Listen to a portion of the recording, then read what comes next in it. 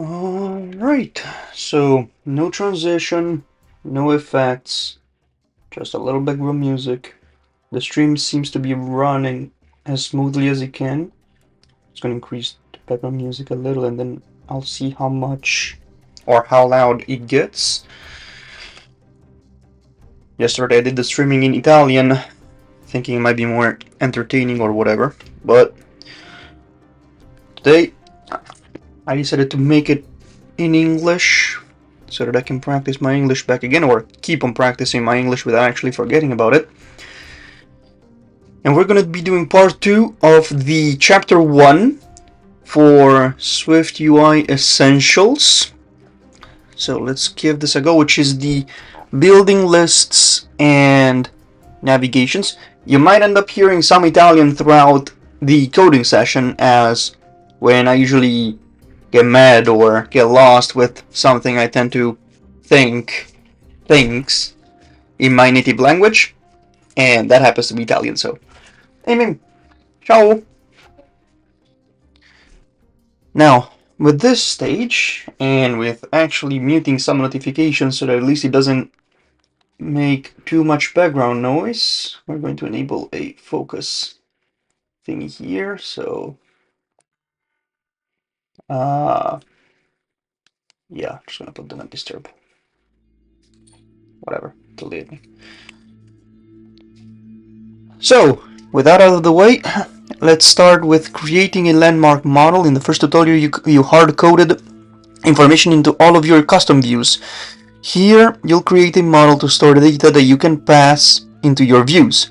Use the completed project from the previous tutorial and the resources available from the tutorial's project files to get started, okay? So now we're going to be doing drag landmark data.json into the downloaded file resource. Here's the thing, I don't have the downloaded files. Like, when it comes down to it, I didn't open their GitHub source codes, so I don't have access. Like, I don't know, more like I don't have, where is it? Where is it? Xcode is the sample codes. Like, when I go onto their webpage, and this is the tutorial that I'm following, so let me just show it to you guys real quick. So at least there is some level of documentation as to where I'm showing this from. The Apple page here. Just a second. So, browser, Firefox.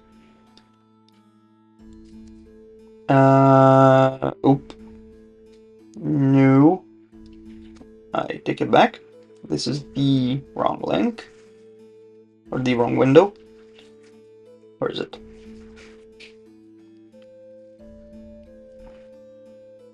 Capture, video capture, see inside.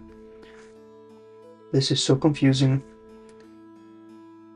I have no idea what I'm supposed to be selecting here. Media's for the music, and that much I didn't, or for any other video or stuff. Screen capture, there it is. Okay. Oi. Yeah, that's a little too much. Window capture. And no, not this one, but Firefox. There it is. So, this is the tutorial that I'm following right now, or the documentation that I'm following. I started off with the Swift.org one to get started with iOS and Swift programming. And this one does have a source code here that I can take and download and follow. I don't really need this because I really want to code this from scratch based on what is being documented there, mistakes and all. And now I'm here. So I'm following the Apple developer guide for the SwiftUI. There's a wide variety of chapters, and yesterday I did the creating and combining views. Very, very nice one as well. It was, so far it's very interesting. And there's multiple chapters for me to follow through.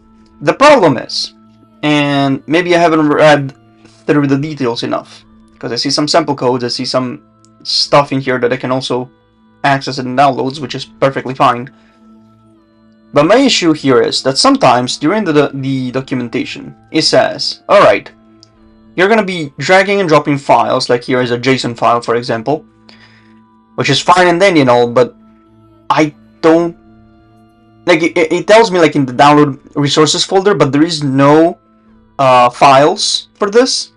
So what ends up happening is I usually end up opening the project files in here. Oh, and there you go. Sometimes I end up dragging and dropping them from here, for example. Where is it? So this is the starting point, the complete images. Now, oh, but you guys don't see it. Anyway, it downloaded there is like a zip folder with the files from here. I hope I'm doing this the right way, because I almost seem to have understood yesterday that the files themselves described here were supposed to be something that I needed to have easy access to, but I understand that you cannot really find them, so I ended up looking for them online, and I ended up sometimes downloading them from here. I just wasn't sure if this was the right way to go, or whenever I see project files, I almost think, oh, they're just giving me the source code, which I don't want, because I want to be able to code this thing myself. But anyway, let's follow through with the tutorial here. And actually, well, with the documentation, not tutorial. And let's see how far can we go today. So hold on a second. Where were we? No. Fill. Now, let's open up the same project as we were working on yesterday. So this is the landmarks. We got our code here. So drag landmark data.json in the downloaded files resource folder in your project's navigation pane in the dialog that appears. Hold on. Drag landmark data.json in the downloaded files resource. Okay. Into your project's navigation pane.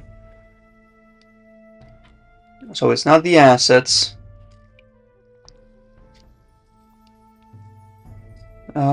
So this resource tags, info, builds, we got the assets here. Into your project's navigation page. So just the generic one? Hold on. Choose options for adding these items. Okay, let's try this. So we got the JSON file right here. I'm gonna drag it. I'm gonna paste it here. Copy files to destination. Yeah, okay. And now I have the JSON file inside here. I'm not sure if this is the right way to do this, but into your files, and select the copy items if needed and the landmarks target, and then click on finish. You will use this simple data throughout the remainder of this tutorial and for all that follow. Okay. Click on file, new file to create a new Swift file in your project and name it landmark.swift. Okay, file, new template, I guess. Swift file. Next. And we're gonna be naming this landmark.swift. Alright. I can remove this useless code. There we go. Define a landmark structure with a few properties matching names and some of the keys in the landmark data file. Adding codable. Oh, okay. So in the struct. Okay, so this is just a C struct in the end. Okay. Struct landmark. Hashable. Codable. Which I actually want to read this about now. Adding codable conformance makes it easier to move data between the structure and a data file. You rely on decodable component of the codable protocol later in this section to read data from a file. Interesting. Okay.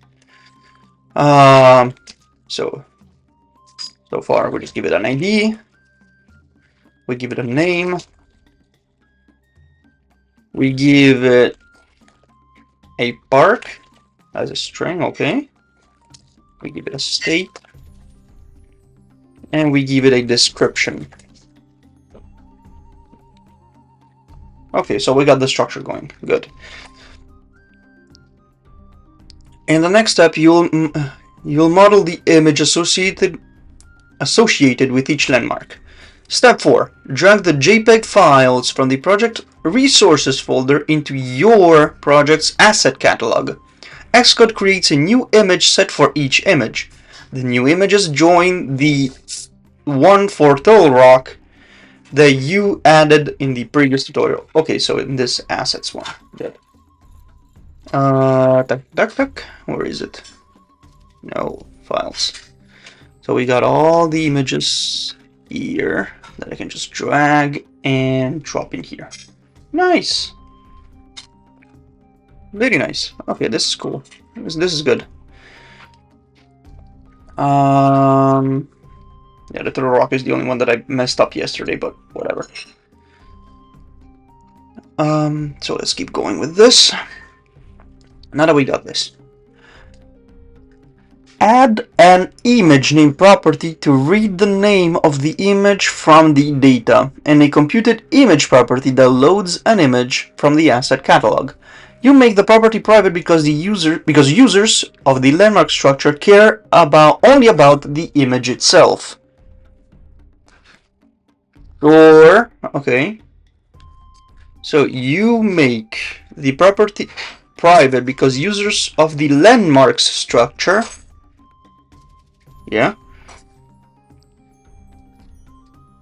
only care only about the image itself. Interesting approach, but alright. So we got this as a string here. No detail, fine. And this is the image nature. I don't need to import anything, good.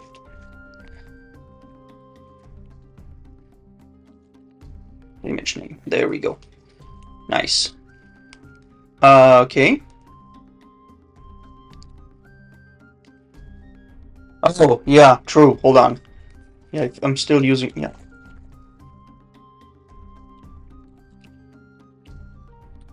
There we go. Now it's good.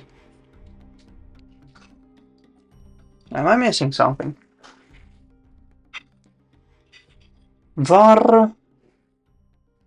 var declaration requires an initialized expression or explicitly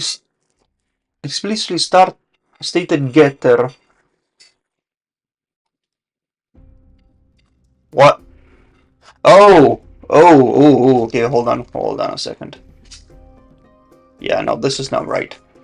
No, it makes sense. There we go. We need to initialize it in here. Now, of course. There we go. It's part of the structure, not outside of the structure. Oh, so it's private to the structure. Okay, fair. Yeah, no, that makes sense. No, that makes sense. Next you will manage information about the landmark's location. Okay.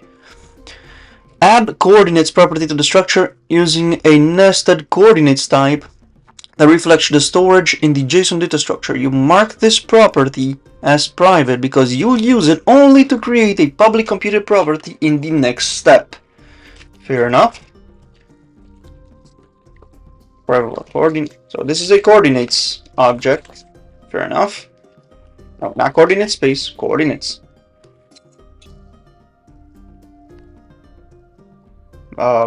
No. Coordinates. So a struct within a struct. Nice. Ah, there we go. That makes more sense. I hate this.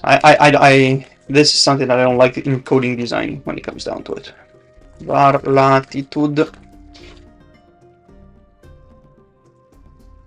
Var longitude. Latitude. Double. Okay, now this is not a structure that I like. Let's give order to things. If I make declaration depending on something, that something better be before it, not after it. There we go. Just like image name. No, this is fine because this is the declaration is here. The rest is okay. This makes more sense to me. Compute a location coordinate property that that's useful for interacting with the map kit. Okay, in this case, apparently we need to import core location. And we need to declare location coordinate, depending on what? Not coordinates. Oh, just like in the map before. Location coordinate. CL location coordinate 2D, yes. There we go. CL coordinate 2D, and the parameters for this are latitude and longitude of coordinates dot latitude. No initializing, we don't need to initialize anything. And no, hold on. Not coordinates, these coordinates. Did I?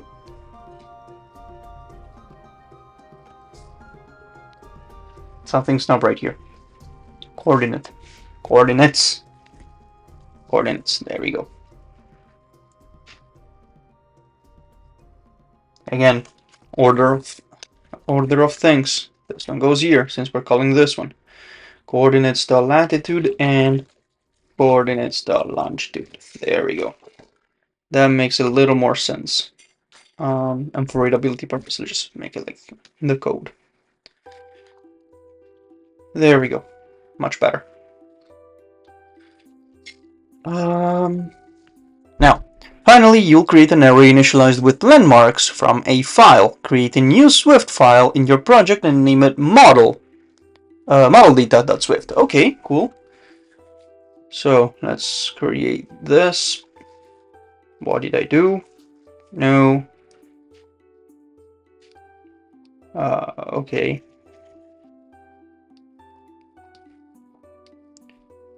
I appear to have made a little mistake, but I have no idea how to undo it.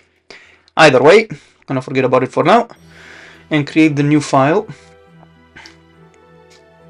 from template. And in this case, it's a Swift file for iOS called modeldata.swift. Nice.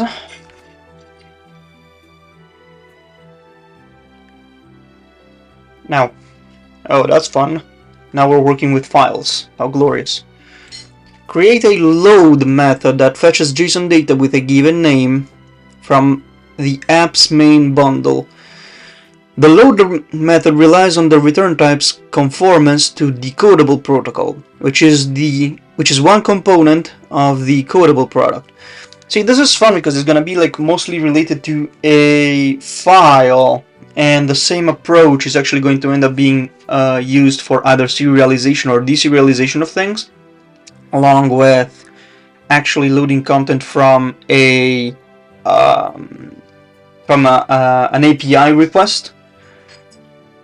So when you're going to be fetching information from an API and it's formatted in a JSON format, it kind of follows the same logic. So you can technically apply the same exact rules and just exploit these same functions for serialization and deserialization, even through, for example, RESTful JSON API response.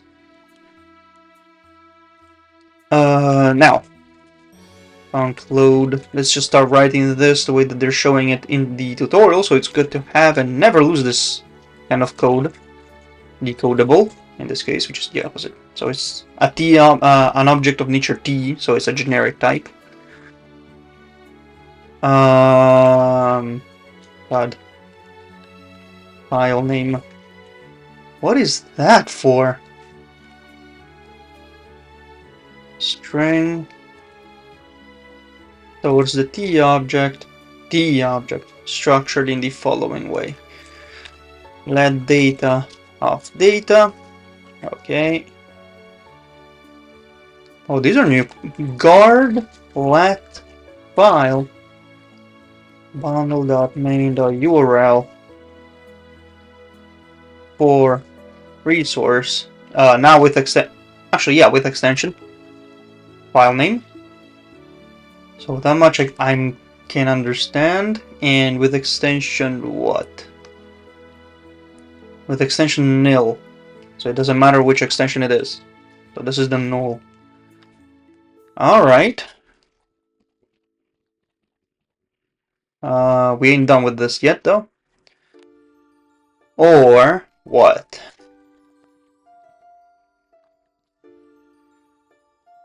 I'm missing something.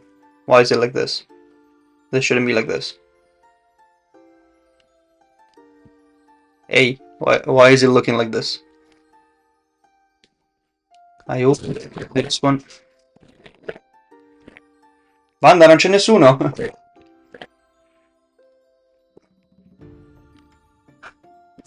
Non c'è nessuno, miciona. Let file bundle main URL for resource file name. Am I missing something? Am I missing something? Funcload T decodable. We got the decodable, we got the file name of nature T, that's fine. We started building the struct. So why is it looking like this? What is this?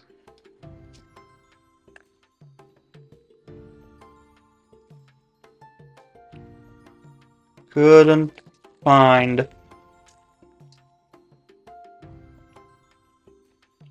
file name in main bundle. Do data equals try data contents of file. Yeah, okay. That's fair. Catch fatal error. And then same exact mistake, it couldn't load from the main bundle. Yeah. Because in this case you could find it, you couldn't load it. Couldn't load file name from main bundle. We line break with this being the error. Just the error, yeah. Okay, fair enough. No error. Good. Nice. And next we are just, so it was able to find it, he was able to load it, now we're going to be parsing it. Again, my real question is, why is this looking like this? What is this? There we go. And finally, we're going to parse it. There we go. So we're going to run the decoder. The JSON decoder, nice. Oh, how? That's smart, okay. That's easy. He knows exactly what I was going to open, cool. Fatal error. In this case, he couldn't parse it. Couldn't parse. There we go. File name. File name. There we go. File name. As. Yeah, there we go. Nice. That's smart. And with this, we got ourselves our the serializer. Well, more like the deserializer in this case. We're not missing anything as far as I can tell, so with this, we can move on to the next step, which is create an array of landmarks that you initialize from landmarkdata.json. Okay, so now we're gonna declare the variable for it. Landmarks is a list of landmark. There we go. That end up loading. Again, order of operation. I don't like the way it's written like this. There we go. That's better. Usually I don't like the idea of putting the variables after a function once you're declaring it. The problem is, again, this order of things to me makes them a lot more readable. Either you declare the thing beforehand and then you initialize it after, like the C way, which I think it's the interesting way in this case. Landmark data.json. Actually, come to think of it, can I actually do that? Because I like the way that works. Landmarks. And this is like a list. Like if I declare it here, and I don't initialize it, and I initialize it afterwards, like here, I do it here. Duck. Does it crash? So global var declaration requires an initializer expression or explicitly stated getter. Expressions are not allowed at the top. Expressions are not allowed at top level. Why is this? What if I make it like this? Will it work? So this is an empty list. Technically, I'm not supposed to be having... I mean, I am initializing a landmark of landmarks, so that's fine, but... What else am I missing here? Expressions are not allowed at the top level. Huh? Okay. Okay. Weird, but okay. Not a big fan. Gotta say, not a big fan, but maybe I'll figure something out later on about this. Anyway, before moving on, group related files together to make it easier to manage your growing project. Step 11: put content view, circle image, and map view into a views group. Landmark data in a resources group, and landmark and model data into a model group. You can create groups of existing items by selecting the items to add on to the group and then choosing file new group from the selection in the Xcode. Okay, cool. Well, let's do this then. So we got ourselves content view, circle image, map view. That's it? Yeah, so these are supposed to be just views. Source control new folder, not a new folder, it's supposed to be a file new.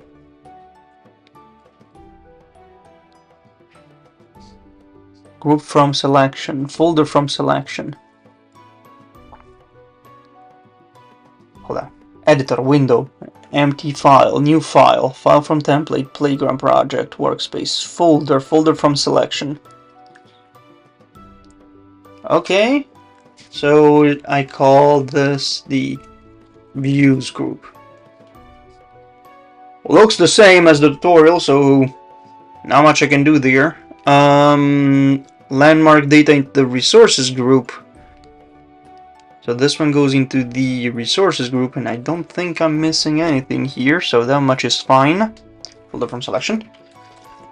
Resources. And the final two here. Landmark and model data. So these two, yeah.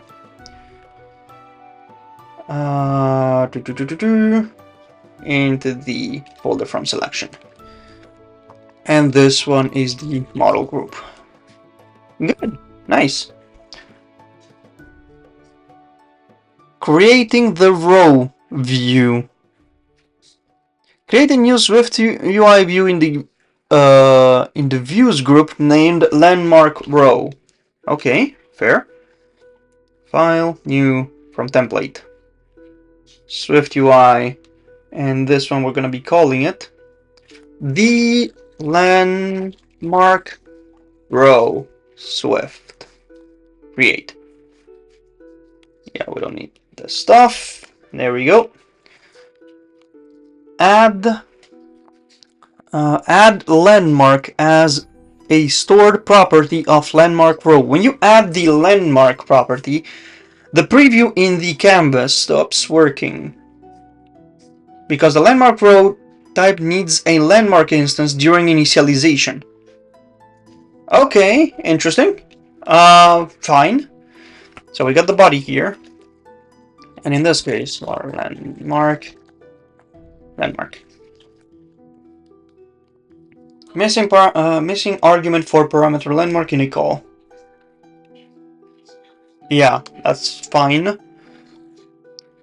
To fix the preview, you'll need to modify the previous view instantiation. So inside the preview macro, add the landmark parameter to the landmark row initializer specifying the first element of the landmarks array. The preview displays the text, hello world. Yeah, that much is fine. So in this case, we need to initialize it as if it was element 0 of a list. So in this case, landmark is part of the landmarks. Yeah, the first element of the list. So this we are good? Oh, wait, no. There. That's more like it. Now, my question here is, this one loads. Why? Because my problem here is, we don't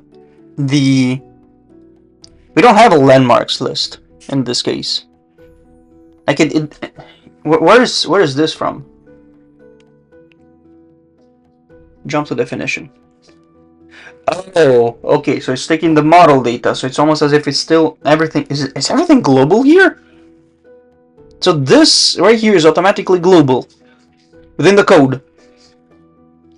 Why? So okay, I understand it's now private and everything. I can get it, so it's public by default. But that means that everything in any file, if not privated, then it becomes automatically by default.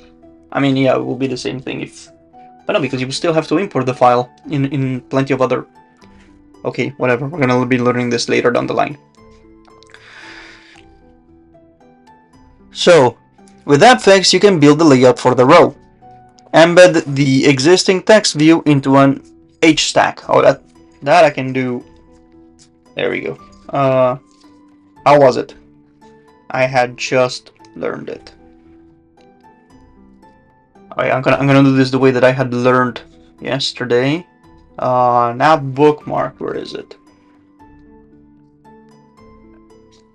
Not this. Jump to definition. Oh, come on. There was a thing yesterday that I had learned where it would show. Yeah, this is fine. Hello world. Jump to definition. So show color, show quick help, edit all in scope, create column, refactor, find, navigate.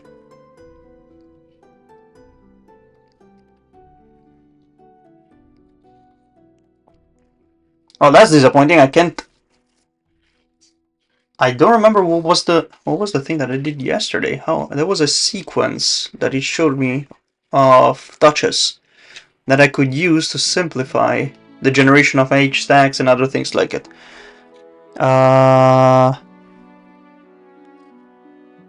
Where is it? It was CTRL. Duck.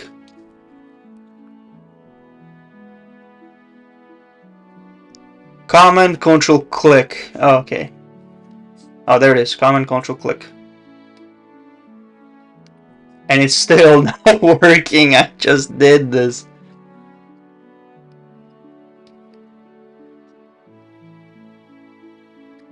Command Control click. Am I? Well, this is disappointing.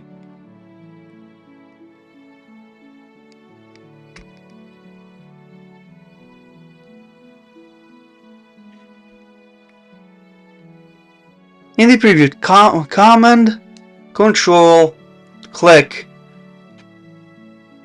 Oh, wait. Where is it?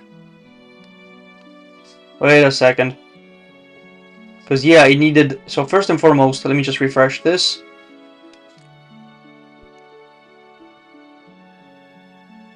I know I can type it, but I want to do this the lazy way. I want to be doing this the right and lazy way.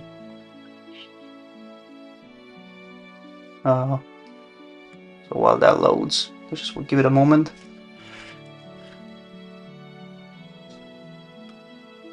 But will it work?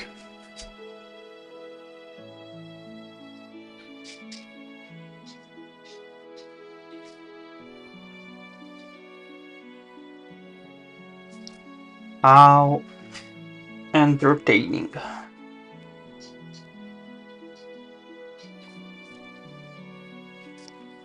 And also, while I'm at it, because I think there's like a 20-second delay between when I'm executing or like when I'm doing stuff.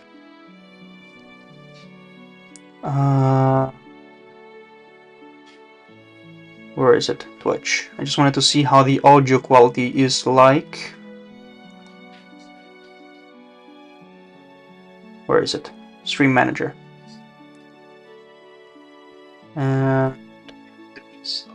Yeah, the audio. You can hear me. Good. And there's a little music in the background. Cute. Okay, hold on. I'm gonna make the little music in the background a little louder. There's no point in it being that discreet. And there we go. We got the preview. So now that we got the preview and we got the selectable thingy.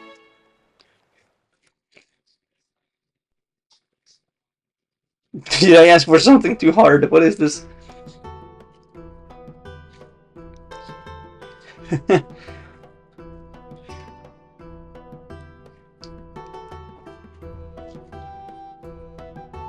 There we go. So, there we go. So now, in theory... Oh! Come on!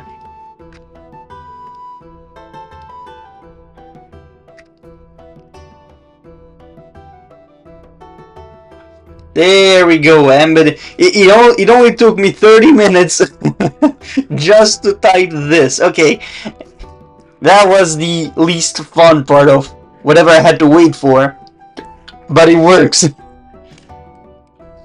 Once you get things running properly, it all just works.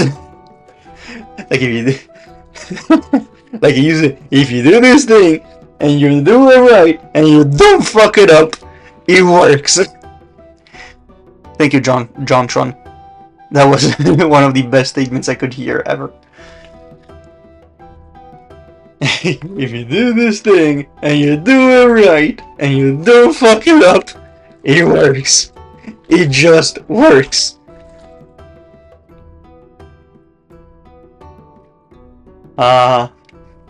Nice. This is the landmark.name variable, that's fine. So it automatically just takes whatever in the preview? Okay, that's cool. Complete the row by adding an image after the text and a spacer after it. Okay, that's cool. So in this case, so this is the image that gets declared. We don't initialize anything here, but we do have modifiers that makes it resizable and makes a static frame of a static size. I'm not usually a big fan of this when it comes down to it, because I like really dynamically allocated spaces and sizes. But when it comes to things that stick like this, I usually have a bit of a hard time appreciating the logic around it. Makes things easier for testing, but on the long run, I'm pretty sure Apple probably doesn't. These are not like static. It means like it's more resizable within the screen itself, so it's easier to manage. But yeah.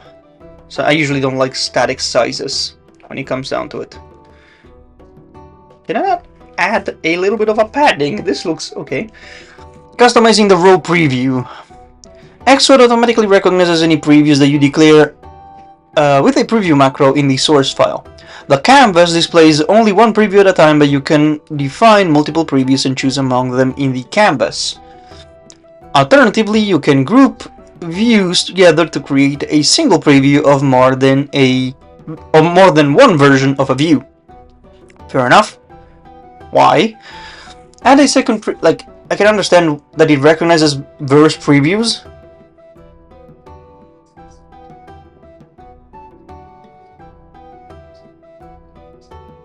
Okay, that's cool. I got nothing to say. That's pretty cool as a feature. So at least you get to see various layouts of this. No.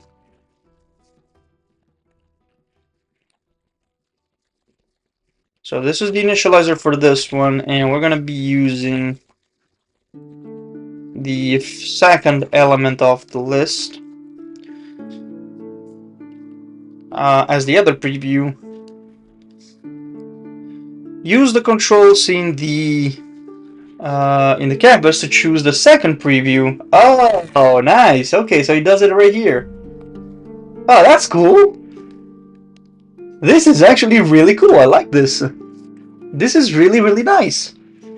I'm gonna be doing the same thing for Android later on, for the fun of it. It's gonna be a lot, just as entertaining for anything that is mobile development. By default, the canvas labels previews using the line number they appear on. The preview macro takes an optional name parameter that you can use to label a preview. Give each preview a name to help distinguish between them. Oh, that's nice. This is nice. Turtle Rock. And in this case, then we do it salmon. So normally here we'll have, yeah, Turtle Rock and salmon are right up here. That's nice. This is cool. This is really, really cool. Okay.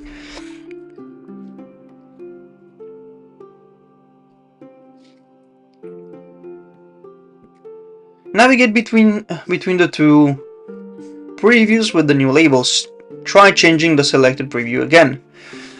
When you want to preview different versions of a view side by side, you can instead group them together in a single collection. Oh, nice. Remove the second preview and instead wrap the two versions of the row in a group. Group is a container for grouping view content. Xcode renders the group's child views stacked as one preview in the canvas. Okay. So it means I just need to copy paste this in here. And group them.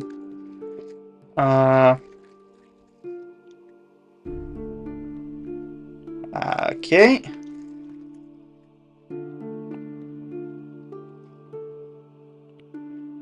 There we go. So this is fine. I want to change the order of this.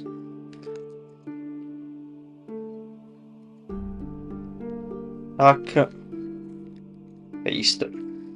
We got these out of the way. I just need to remove the title.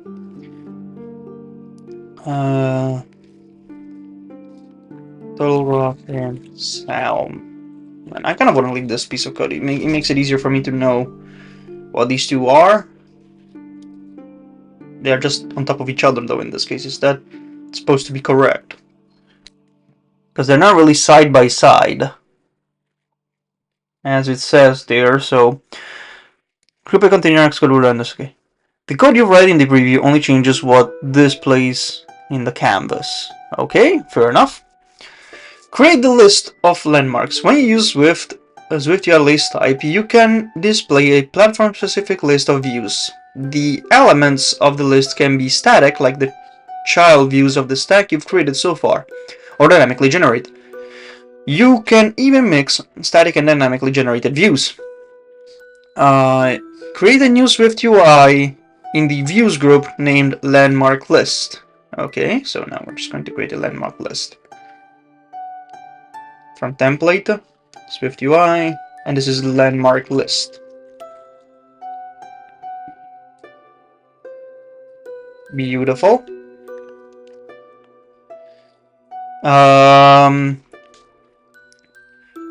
Replace the default text with a list and provide a landmark row instance with the first two landmarks as the list's children. The preview shows the 2 landmarks rendered in a list style that's appropriate for iOS. For real. So let me just remove this. Let's make a list element in here for as the sole view. Landmark row, for example. Landmarks. Landmarks 0 and 1.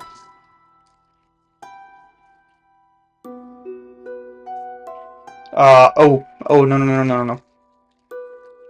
Landmarks, there we go. Oh, cute, that's nice. Basic, yet very, very nice. Super dynamic, I like this. Okay. Make the list dynamic. Oh, there we go. There we go, that's even more fun. So now we're going to be looping into it. Instead of specifying a list element individually, you can generate rows directly from a collection. You can create a list that displays the elements of a collection by passing your collection of data in a closure that provides a view for each element in the collection. The list transforms each element in the collection into a child view by using the supplied closure. Oh, nice. Okay, so let me just comment this for now. Keep it as a reference. And we're going to be doing this as an item, actually. Oh, nice. Okay. So I'm going to just parameterize this. This is the list that we're going to be fetching. The ID. Okay. Weird structure, but I think I'll get used to it. And we need to contextualize it in...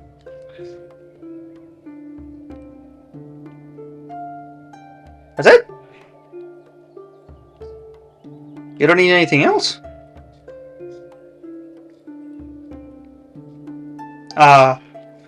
Okay. I actually did this copy pasting it without really reading it, so I'm going to read through this to really understand the logic around it. Remove the 2 static landmark rows, instead pass the model data landmark array to the list initializer. Done. Lists work with identifiable data. You can make your data identifiable in one of the 2 ways. By passing along with your data a key path to a property that uniquely identifies each element, or by making your data type conform to the identifiable protocol. Fine, that is done by the ID there itself.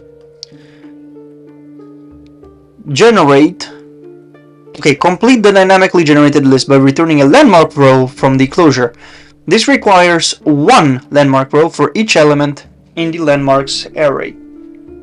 Okay, interesting approach. Landmark row, landmark. Okay. Oh, that's nice. That is nice. This is very cool. This is very, very cool. I like it. Okay. Next, you'll simplify the list code by adding identifiable code. Okay, by adding identifiable conformance to the landmark type. Switch to landmark.swift. So this is the resources here. Yep. And declare conformance to the identifiable protocol. The landmark data already has the ID property required by identifiable. You only need to add a property to decode it when reading the data. Fair enough. Identifiable. So it wouldn't necessarily need it, theoretically? Is that what it's saying? Switch back to landmark. Okay, so it would need it.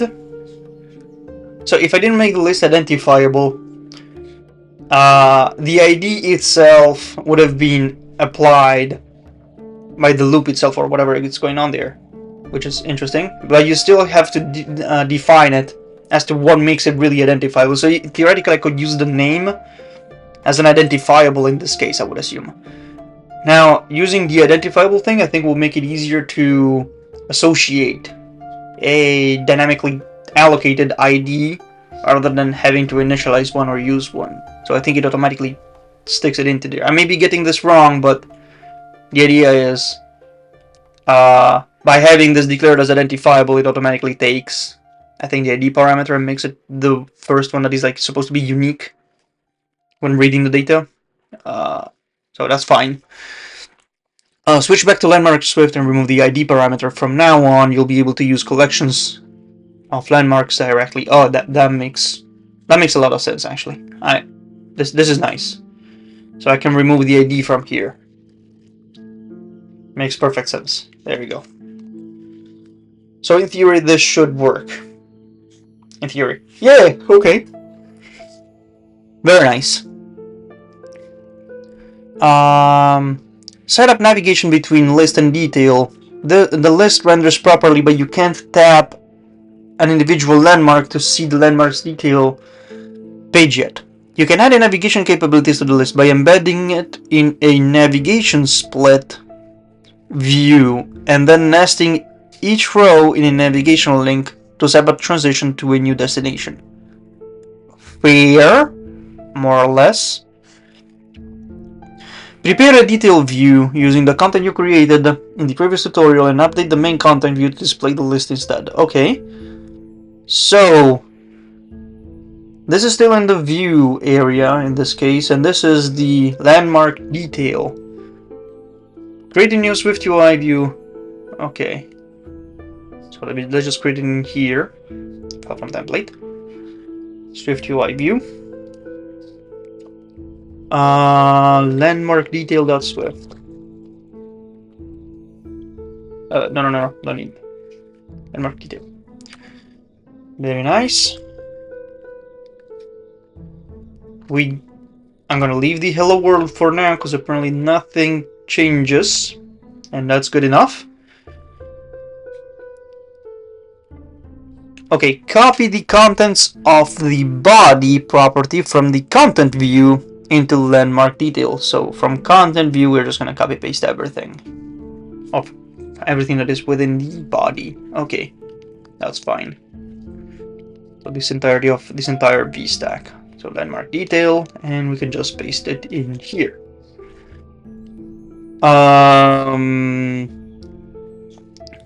Change the content view to instead display a change the content view instead to display a landmark list. Fair enough. So this one no longer needs to be this much stuff.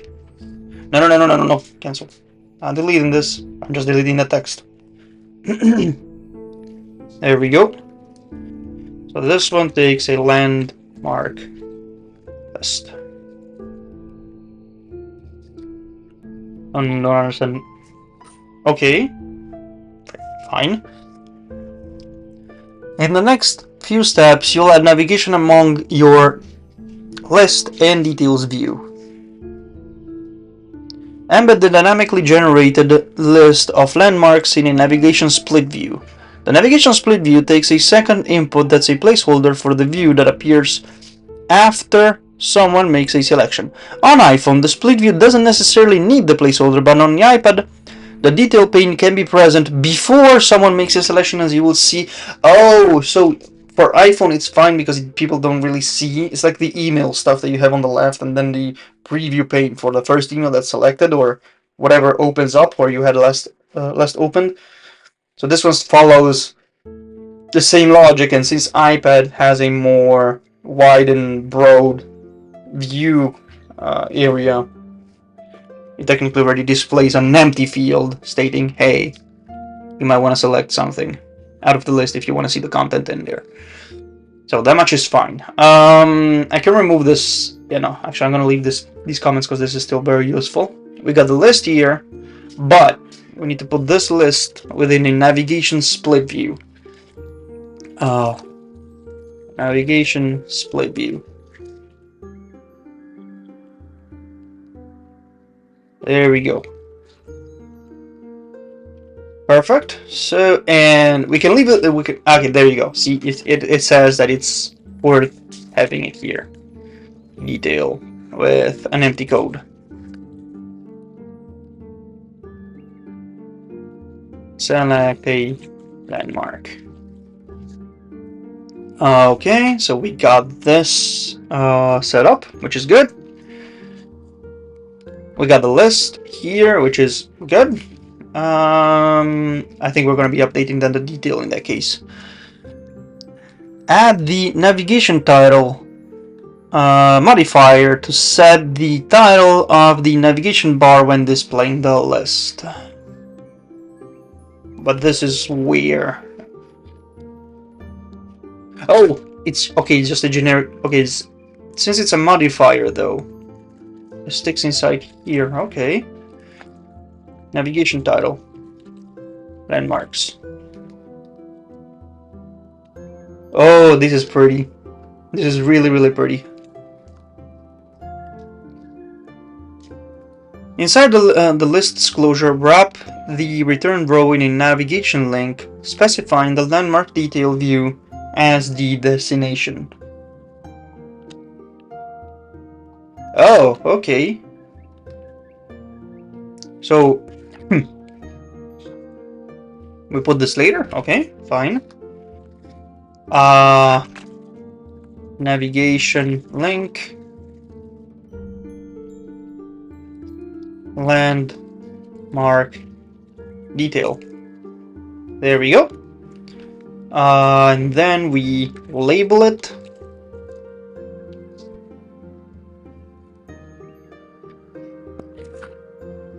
Nah. Salute John. There we go. So this is not a big fan of this. There we go. Actually, prefer when... No, this makes it unreadable if I do this. Not cool. Okay, I'm gonna leave it like this. Alright, fine. This one is done. Step 7. You can try out the navigation directly in the preview. Type a landmark to visit the detail page. Oh, this is so nice. This is very, very nice. And I can go... Oh, and it goes back here. Oh, this is genius. This is absolutely genius. I love this. I mean, it still displays Turtle Rock everywhere, so I think this has to be adapted, but... Nice. Okay. Should it be displaying Turtle Rock? Or am I getting an error here? Pass data into the child views. Oh, probably this is why. Oh, okay, yes. The landmark detail still views a hard-coded detail to show its landmark, just like landmark row. The landmark detail type and the views it comprises need a local landmark property as the source for their data. Starting with the child views, you'll convert circle image, map view, and the landmark detail to display data that's passed in rather than hard-coded. Okay, that's fine. So in this case, we're just going to make everything dynamic. In the circle image file, add a stored image property to the circle image structure. This is a common pattern when you're building views using SwiftUI. Your custom views will often wrap and encapsulate a series of modifiers for a particular view. Nice, okay. So in this case, can remove all this. This is the hard-coded Turtle Rock thingy. We don't care about this one then. What we care about is making this dynamic. So it's not part of the body, we need to declare an image that's part of this structure, which is fine. Okay, and in this case, we don't need this. We leave all of this, because the design is still the same. We just need to allocate the dynamically generated image inside it.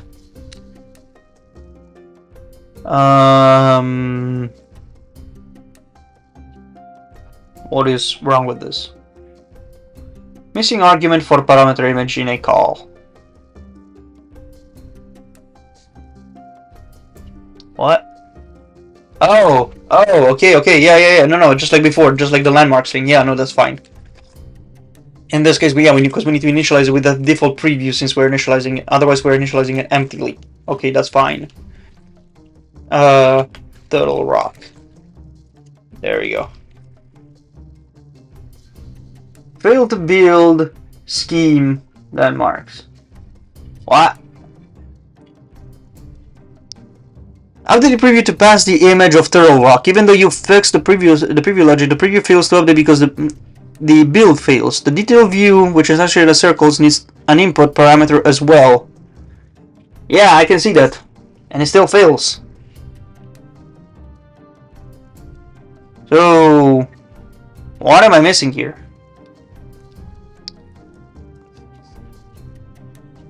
Am I missing anything? Because it's like image. Can I refresh you and see if you still fail? Oh, you do still fail. Fail to build scheme landmarks. But where is landmarks? There is no landmarks.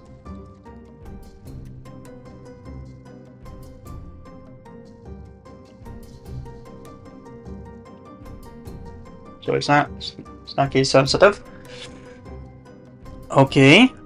Let's keep going and then we'll get this fixed. In the map view file, add a coordinate property to the map view structure and update the preview to pass a fixed coordinate. This also changes the effects of the build because the detail view has a map view that needs a new parameter. You'll fix the detail view soon. Okay, that's cool. So this is the map view here. So let's just do things bits and pieces at a time. Coordinate. CL location, so this one we're gonna make it dynamic. Oh no, it's coordinate 2D.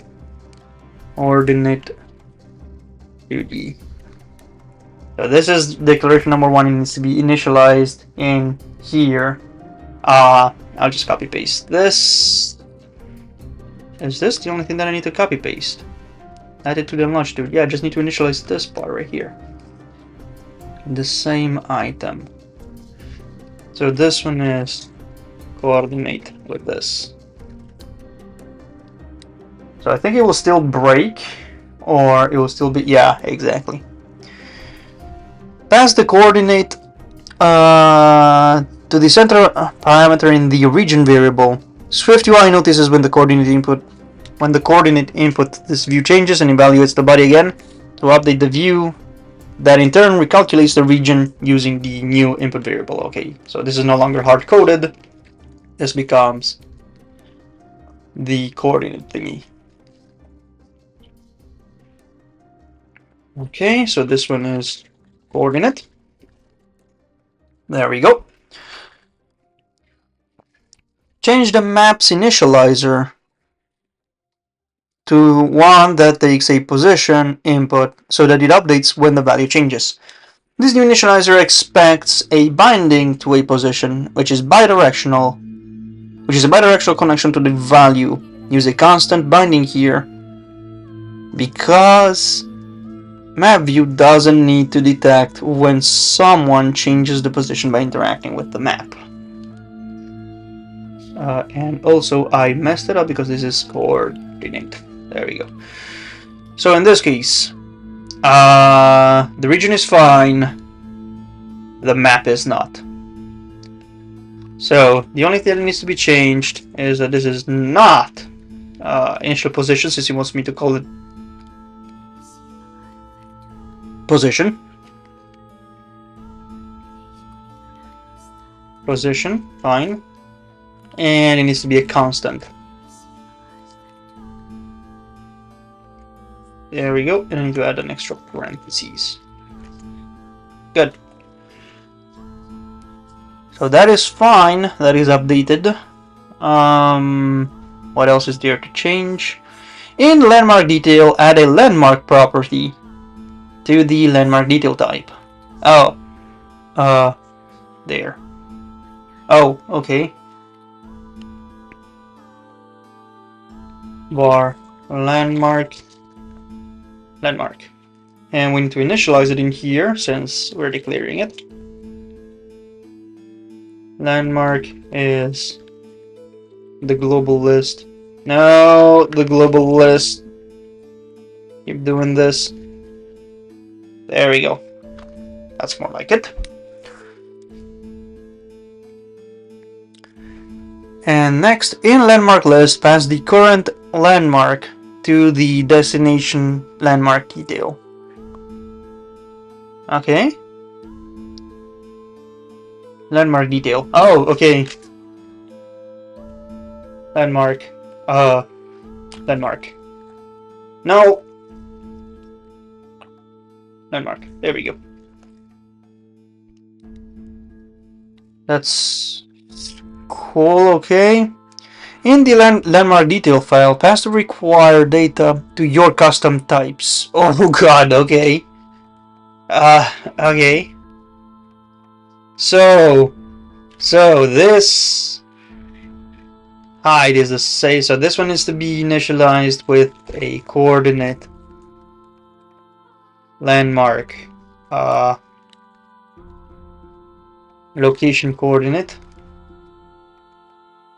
Fine. This one also needs to be initialized with image and landmark dot image. It would be more interesting if I actually kept the structure off to the side here so that I could just look back and forth between it.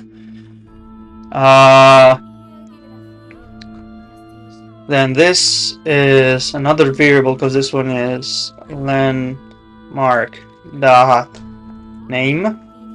This is the description. Yeah, I think a side-by-side view with the model data would be more appropriate to actually follow what it is you declared as variables. So, oh no, this is park, for example. It's not the description, this is the state. Landmark. No. State. And this is a dynamically allocated value, which is landmark.name. And here's the description. Yeah.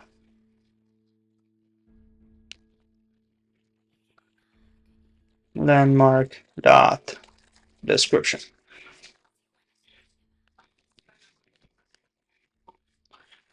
Okay, that's cool. Huh. Oh, he already took it from the, nice. Nice, okay. Now, what is this?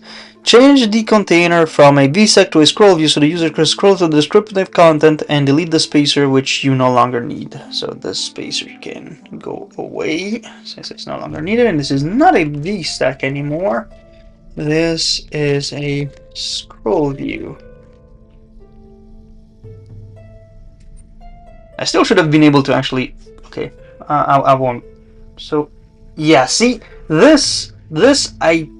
Okay, that's fine, but how about, and I'm gonna diverge away from the tutorial for a moment, because I want to leave the VStack here, and I'm gonna be leaving the space, but I want the description to be the only thing that can be scrollable. So in this case, scroll view, I want this. This to me, I can understand it, and it's fine and dandy, but I want only the description so that it sticks. Will this work? It doesn't seem practical because you have half a screen that you can exploit and the rest it just sticks here. But yes, you can actually do this, and that's fine. So this is... Yeah, you basically only be using half of the screen. Yeah, nah, okay. It was worth trying. It was worth trying. Let's just delete this, and let's delete this one. We don't need this. Any of this, actually. There we go. I can remove back the spacer. Because, yeah, at least you can get a full text. Actually, it's a bit more practical. So, I take my word back. In terms of user experience, this one is a little better. You get to see the full text. So you don't, once you've seen this, you've memorized this, you don't necessarily need to keep viewing this. So that's fine.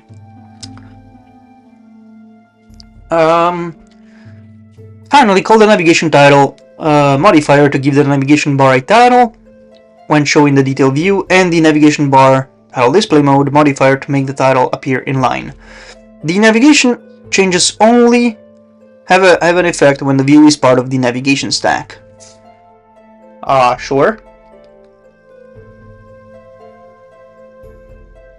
Navigation title, in this case, landmark.name,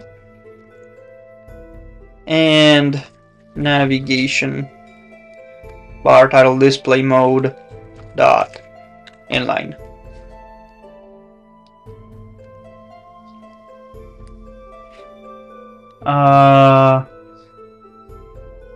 Oh, okay, that's cool. That's pretty cool. So wait, what happens if I do this? Let me go back. I wanna see.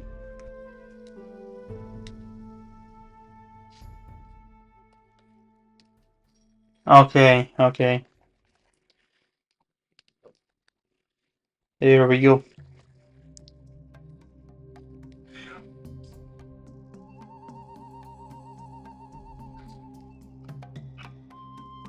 Now I get it. Okay, okay. I see.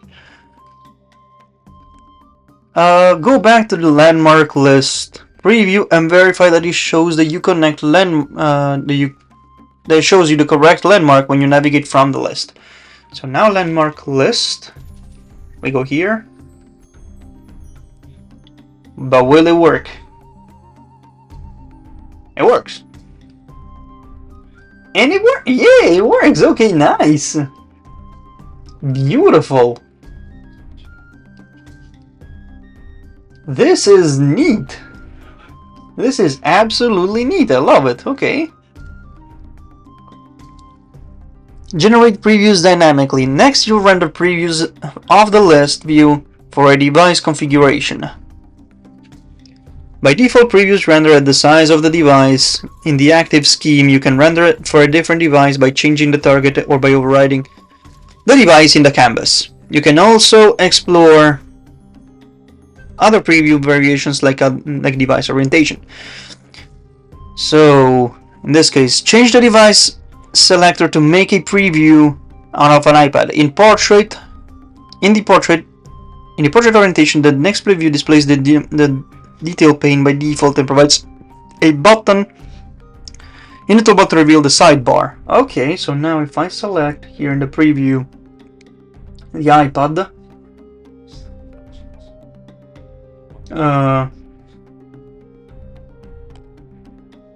sure, whichever.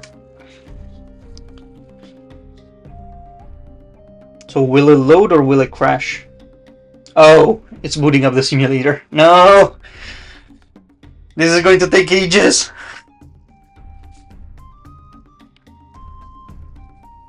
Oh god.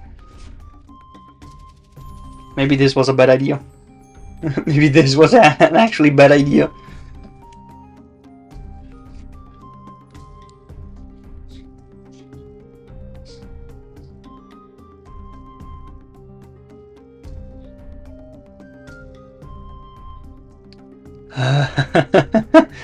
Come on. Oh. So.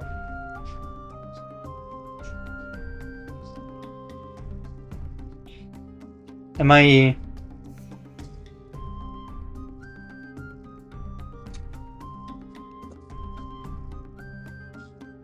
gonna get a new preview now, or is this... Ah, there we go. Okay. Took a moment. So, tap the toolbar button to reveal the sidebar and try navigating to one of the landmarks. The detail view changes to the selected landmark under the sidebar. The sidebar remains visible until you tap somewhere else in the detail. Oh, nice. This looks good. This looks very nice. Okay. Maybe we want to make this disappear afterwards. Probably we'll learn it. Nice! Nice, this is stylish, okay. In the canvas, select the device settings and enable landscape left orientation. Wait. In the canvas, select the device settings. So this one. And enable landscape left orientation.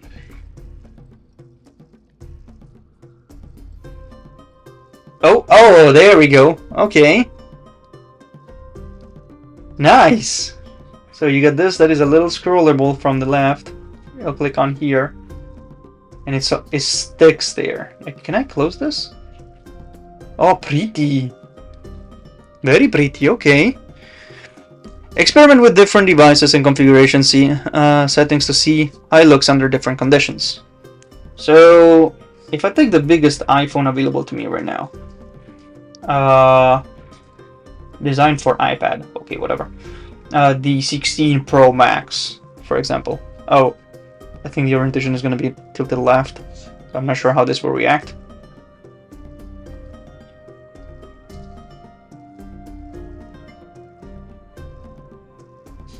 And designed for the 16 Pro Max, for example. Oh, just wanted to check the audio. I might have asked it for something that is maybe a little too demanding in resources. While this loads, what else have I got left here? So this is just a check with the view, and we are done with this part of the chapter. So while we wait for this to load, I will then take a little break, and we are going to be moving on to the next chapter, which is handling user input. In the landmark apps, a user can flag their favorite places and filter the list to show just their favorites. To create this feature, you'll start by adding a switch to the list so the user can focus on just their favorites, and then you'll add a star-shaped button that a user taps to flag a landmark as favorite. Ooh, interesting. Okay, I'm going to also be downloading some of the project files here just in case, even though I don't think we're going to be really needing it. Still, good to have.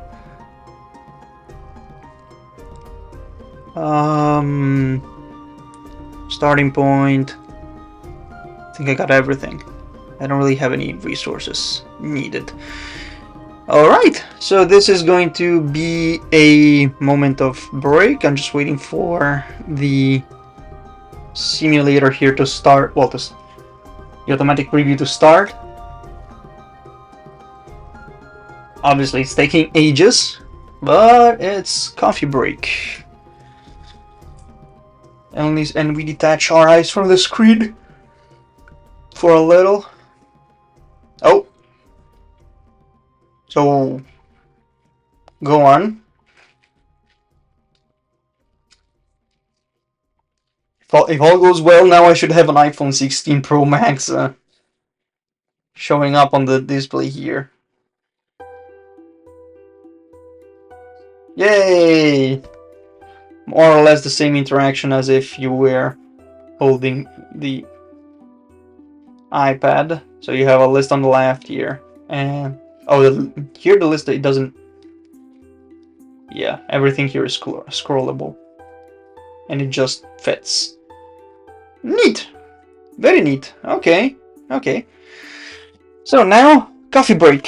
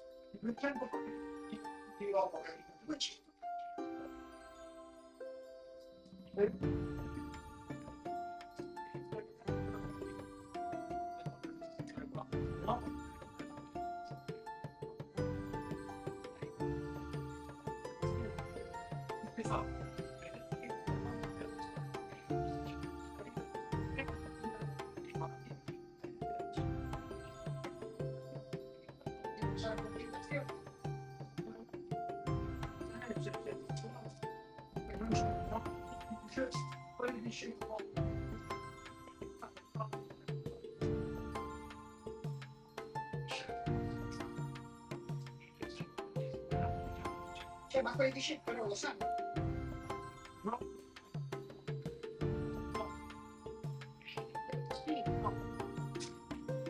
Oh. Oh. Poi la dice no, no.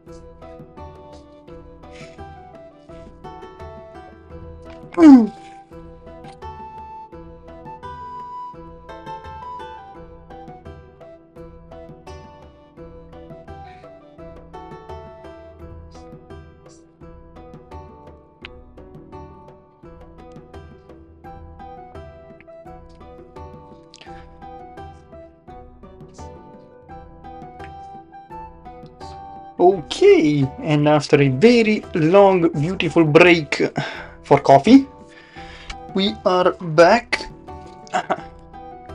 to continue with handling user inputs. Okay, so in the landmark app, a user can flag their favorite places and filter the list to show just their favorites. To create this feature, you'll start by adding a switch to the list so users can focus on their favorites, and then you'll add a star-shaped button that a user taps to flag a landmark as a favorite. Download the starter project and follow along with this tutorial, or open up the finished project and explore the code on your own. I just want to code this on my own. I need to get the hands-on experience out of this. So, open up the starting point Xcode project or the previous one you finished in the tutorial and select the landmark project navigator. So far we are fine.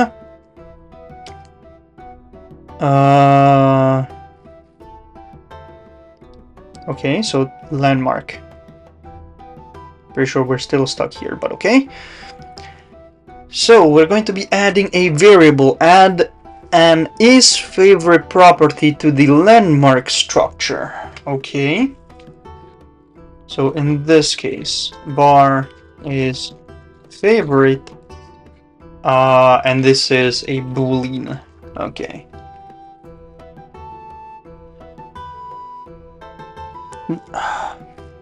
The landmark data file has a key with this name for each landmark.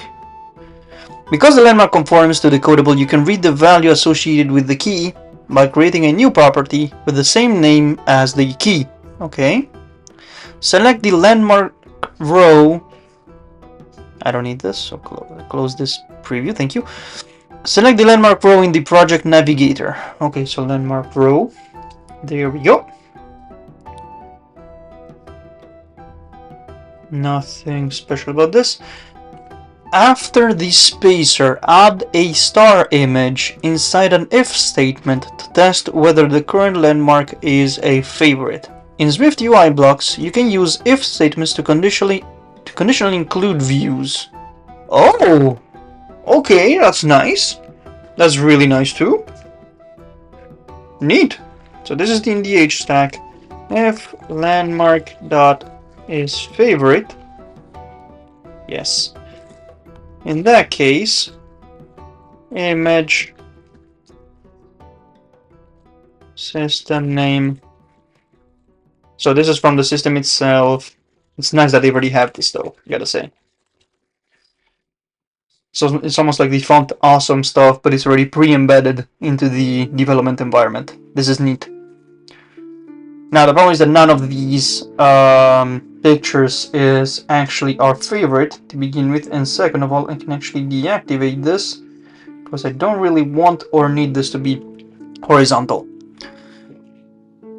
Because system images are vector based, you can change their color with the foreground style modifier. The star is present whenever a landmark is favorite property is true. You'll see how to modify that property later in this tutorial. Okay, so in this case we have the modifier foreground style yellow. Alright, neat. This is supposed to change it as what?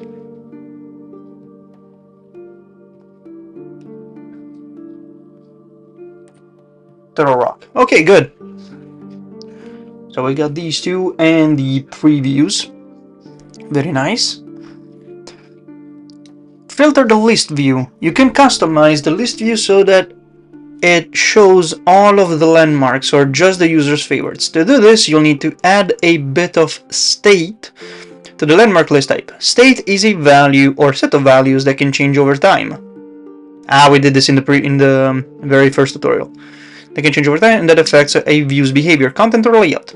You can use a property with state attribute to add a state to the view. Select the landmark list in the landmark list. The project navigator. This is done. Good. Add an add state property called show favorites only, with its initial value set to false. Okay, that's easy enough.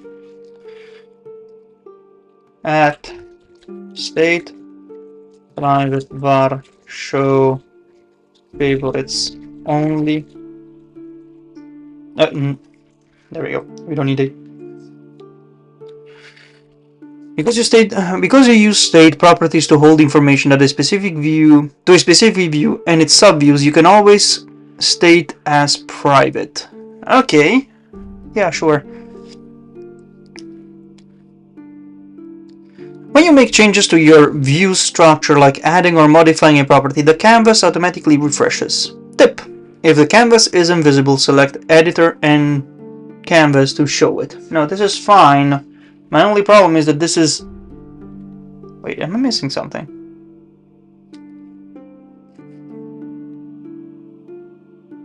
Wait a second. Okay. No. No, okay, now it makes it. That's right, otherwise I have to declare it here. No, we don't need this. There we go. That's better. That's a little better. So, when you make changes to your view structure, like adding, yeah, okay, I read this already. Compute a filtered version of the landmark list by checking the show previous property. Each landmark is favorite value. Oh, okay, so now we're just filtering it like the hard-coded way with no switch. So just to show you the favorite ones. Okay. Filtered landmarks is a list of landmarks with the code structure as follows. Oh, it has already a filter. There is no... Nice. Okay. There is no conditional to write in this? Okay. This is pretty simple to write, actually. So this is the inner value is a landmark. We want to make sure, and this is a parameter, as far as we can tell, where we verify whether it's not show favorites only, and or where is it? There. Landmark dot is favorite. So in theory, now it should filter everything, if I'm not mistaken. The problem is that we initialized this list here, but we're never really calling it, are we? No. So for now, we're just initializing it. When do we call it? So in this case, we change the list. This is the full landmarks list right here. We don't need the full landmarks list, we need the filtered one.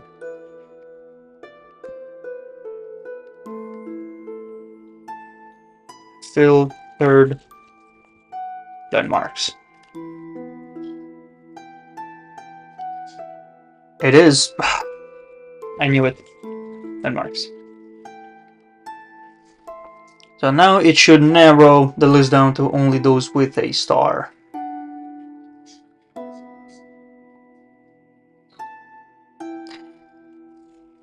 Filtered. There we go.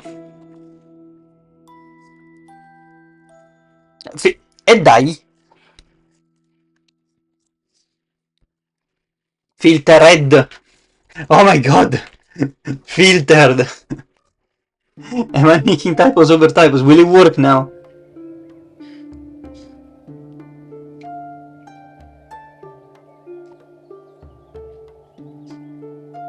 Or did I make another typo again? Please work.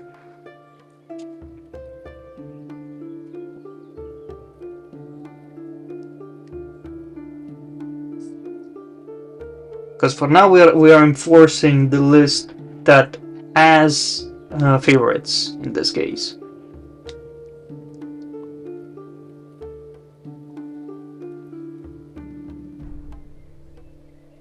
But why am I declaring the show favorites only and turning it into the opposite to make it true there? Like, I understand, I just don't like initializing something that is false by... I mean, it is false by default because it's 0 or 1. But in this case, why have the not show favorites only? Like, because the not false is true, and that's fine.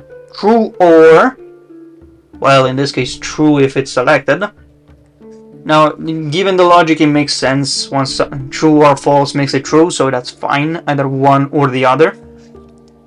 But yeah, can understand the simplification. It just it makes it simpler to code. It makes it a little more, slightly more intricate to understand if it's written like that. Just personal opinion in that case. Now, will the preview work, or did I just break it? I can keep reading in the meantime, and while that loads.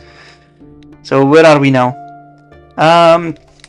Change the initial value of show favorites only to true and see how the list reacts. So in theory, before I apply that change, we're still working with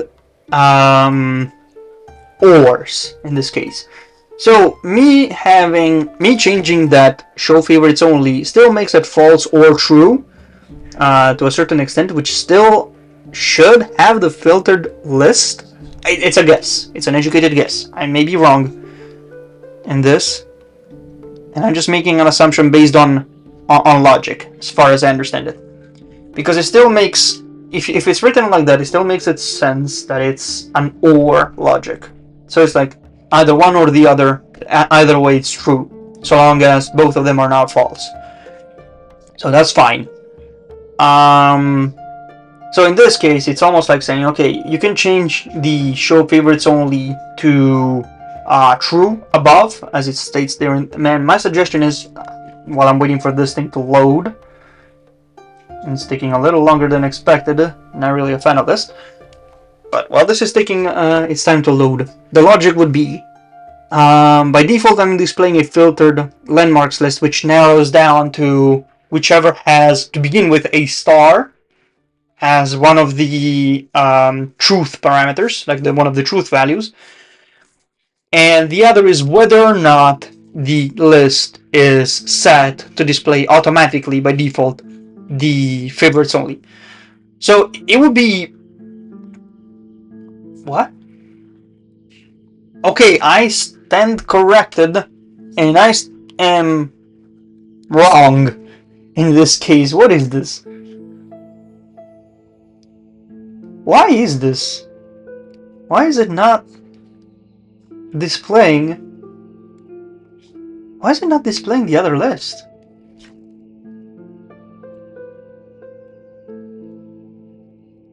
Hold on, I want to see this.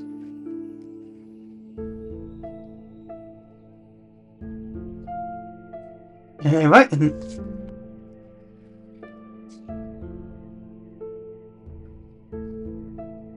I am confused in this case. I am totally confused.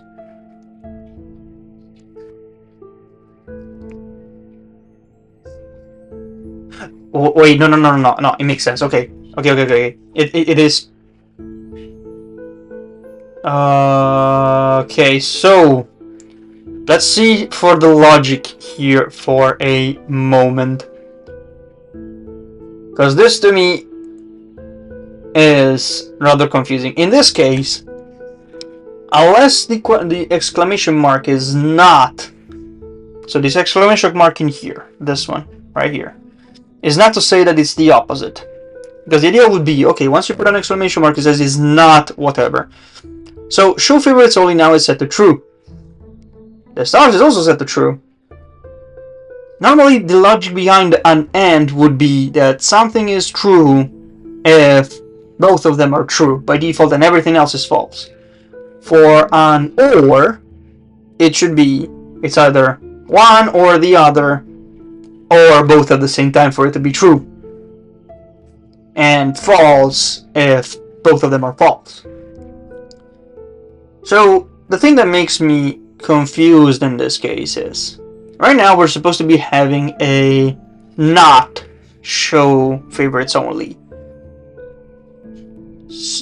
I may be reading this wrong, but the idea should be I am showing a not show favorites only, which makes it false, or landmark is favored, which makes it true. So it technically picks the landmark which sticks to its favorite. Oh, and then if I make this false, it's not false, so it's true.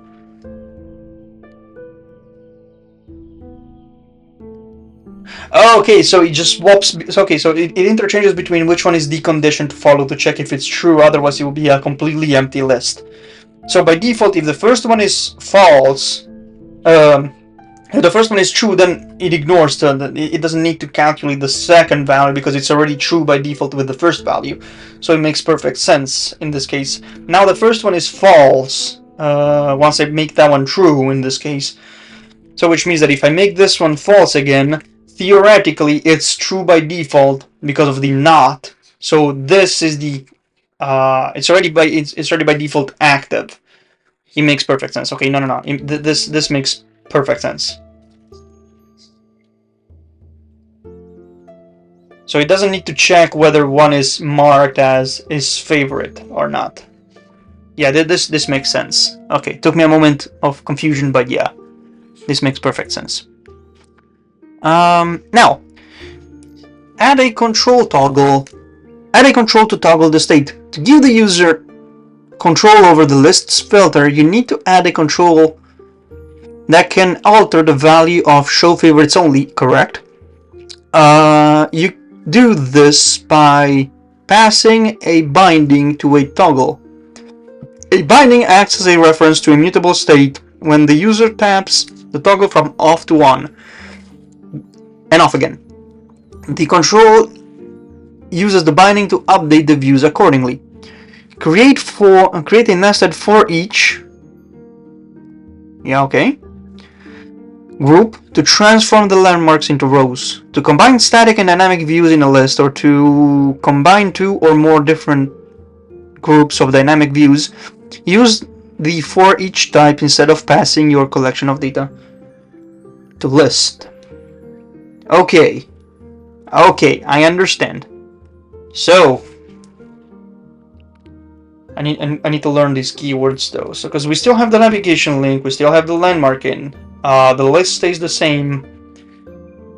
We're adapting this, okay. So I'm just adding this basically. Filter landmarks. And the navigation link stays the same. Everything stays exactly the same within this. So nothing ambiguous. Nothing confusing. So far it makes everything stays the same, which is fine. Okay. Add a toggle view as the first child of the list view by passing a binding to show favorites only. You can use the $prefix to access a binding to a state variable or one of its properties. Oh, okay. Yeah, no, I'm ignoring it for now. So within the list, yeah, it's part of the list. Now this is the thing that we learned yesterday, which is that if you click on this little plus, you actually have a list of items that you can automatically add. And if I toggle, there it is. if I add a toggle button here, for example, duck, there we go, is on, yes, in this case is show favorites only. There we go, and this one we just put a label on it.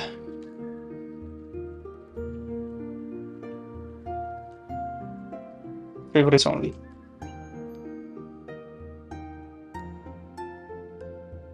Oh wait, this should have been within the list. This is part of the list. That's part of the list. There we go.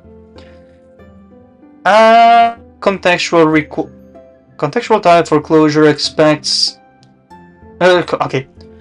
Contextual type for closure argument list expects one argument which cannot be implicitly ignored.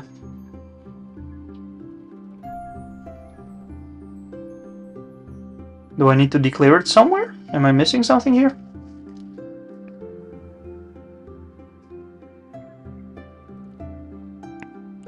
Improve the filtering animation by adding an animation modifier that begins when the filter landmark value changes. Contextual type for closure argument lists expects one argument which cannot be implicitly ignored. Okay. So why am I making an animation now?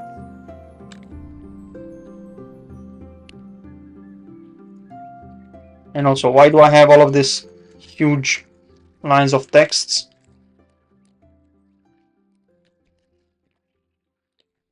Value.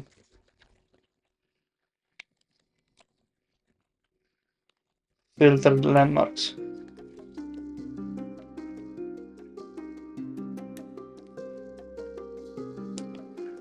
Before moving on, return the default values of show favorites only to false. Yeah, okay.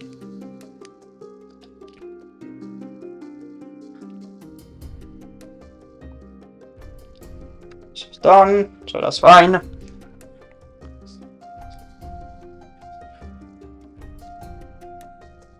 Use the live preview to try. Yeah, what am I missing? So I think I'm missing something here, I just don't realize what it is.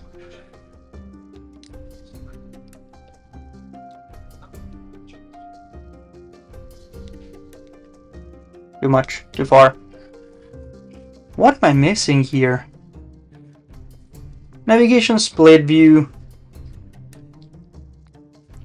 Toggle is on. A for each. Filter landmarks.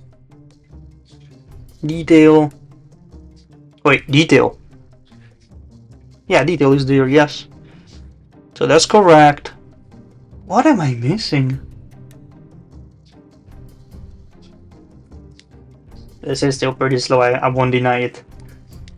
I thought this was gonna be a little faster than. And why am I failed to build scheme? What is going on?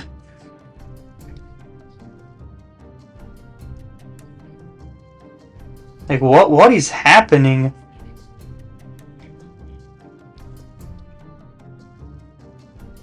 Insert in. But I have it.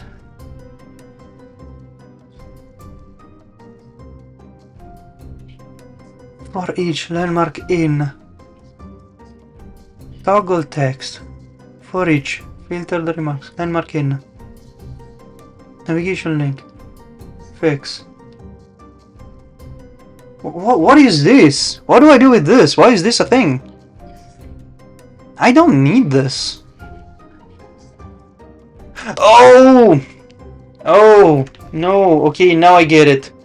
Now I get no, because I'm initializing I am declaring a specific list. No, I don't need this. Okay, that's why. Now it makes sense. No, I need a generic list. Okay. This makes more sense now. So, use observation for storage. There it is. There it is. Now it works. No. Okay. Bad list declaration. Oh, did I? Ah, okay. Updating took more than 5 seconds. Yes, I realized. Use observation for storage. To prepare for the user to control which particular landmarks are favorites, you will first store the landmark data using observable macro. With observation, a view in SwiftUI can support data changes using property wrappers or bindings. SwiftUI watches for any observable property changes that could affect a view and displays the correct version of the view after a change. Clear.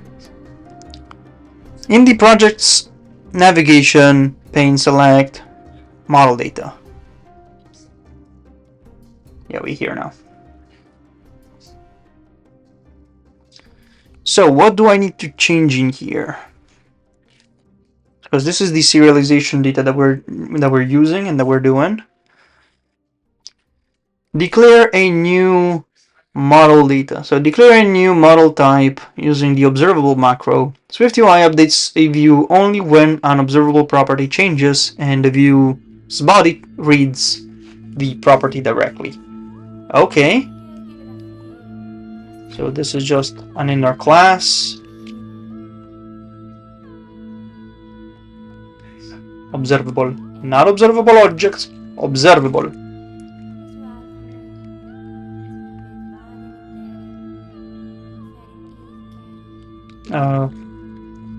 Model data.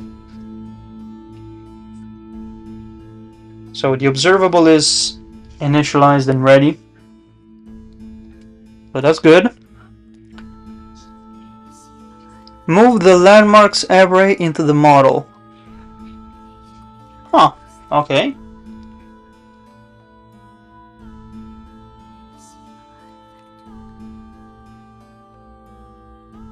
Perfect. So this is done. You can use... Oh, okay. You can use command option and the parentheses to move the selected lines up or down respectively. Okay. Just as the squiggly parentheses or however you call them. Brackets. Adopt the model object in your views. Now that you've created the model data object, you need to update your views to adopt it as the data store for your app. Oh, this is going to break a lot of things right now. In the landmark list, add an environment property wrapper to the view and an environment, okay, modifier to the preview. The model data property gets its value automatically as long as the environment modifier has been applied to a parent.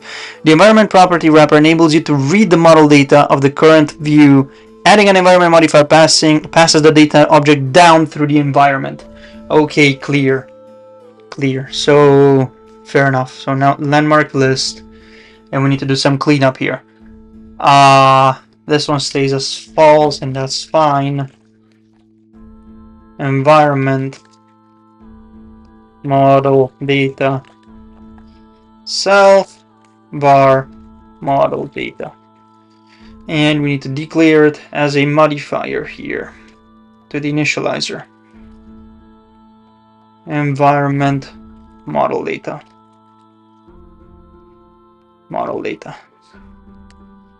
There we go. Good.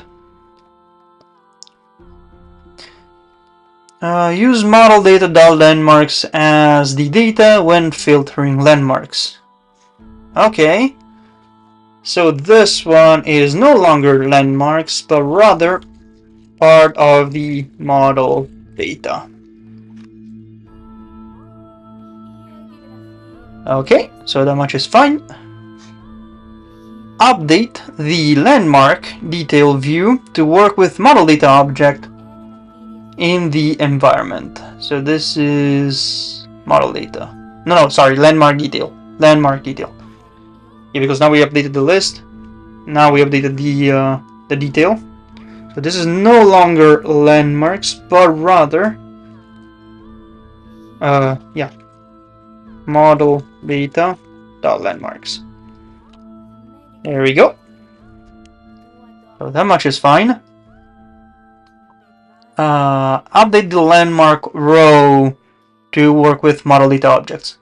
Also, yeah, because landmarks doesn't exist anymore. So in this case, yeah. So this is the whole list, and this is the way it does it. Let landmarks equals model data dot landmarks.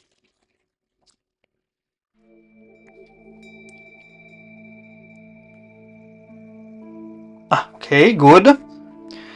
And update the content view to content view preview to add the model object to the environment, which makes the object available to any subview.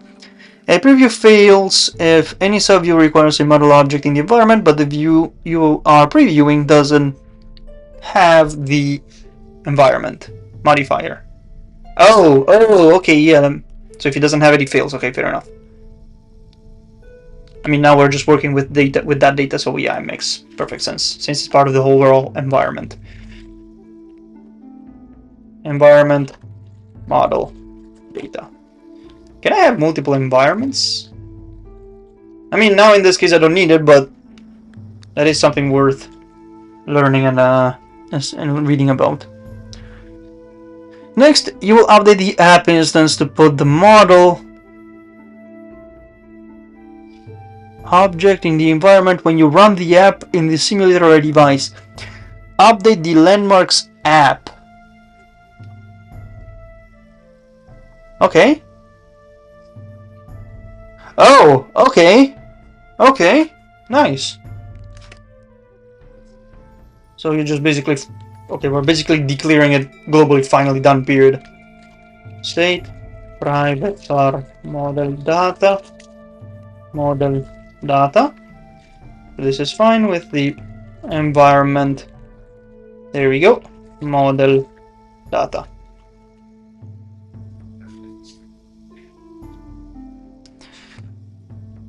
So let's reread this again for a second. Update the landmarks app to create a model instance and supply its content view using the environment modifier. That much we're good with.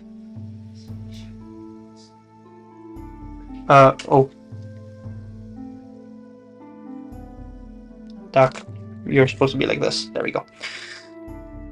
Use the state attribute to initialize the model object the same way you use it to initialize properties inside a view. Just like SwiftUI initializes state in a view only once during the lifetime of the view, it initializes state in an app only once during the lifetime of the app. Fair? Okay.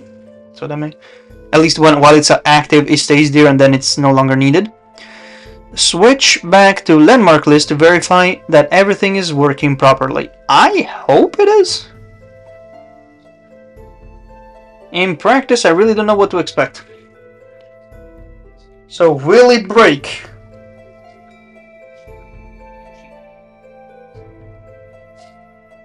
Okay, build what you have to build.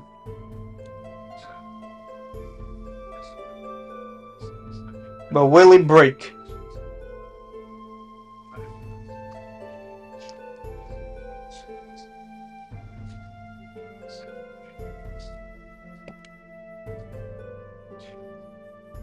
Fingers crossed. Let's see how this works. Let's see if this works to begin with.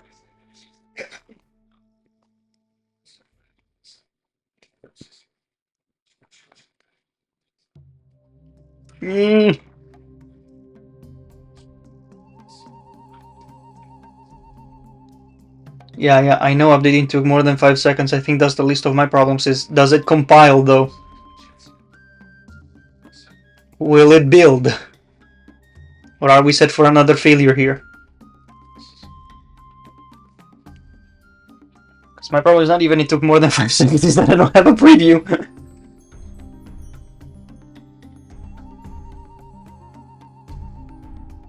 Oh, phew. Yes. Okay, good. Good. Oh, this is pretty. Nice. Nice. Pretty. Very nice. Create a favorite button for each landmark. The landmark app can now switch between filter and unfiltered view in the landmark, but the list of views is still hard-coded. To allow the user to add or remove favorites, you need to add a favorite button to the landmark detail. You'll create a reusable favorite button. That's true, since we're going to be using it over and over again throughout the entirety of the code. Might as well make it a once, writing it once and then having a readapt. So it's a Swift. Create a new view called favorite button.swift. Okay. Seems a little overkill to create a view for this, but maybe I'm wrong. Favorite button. Because it means that, what, for various buttons that I'm going to reuse throughout the whole thing, yeah, just... I mean, it's one behavior, it's fine, you define it once. So it's okay. Add an isSet binding that indicates the button's current state and provide a constant value for the preview. The binding property wrapper enables you to read and write between the property that stores data and a view that displays and changes the data. Because you use a binding, changes made inside this view propagate back to the data source. Okay, fair enough. So,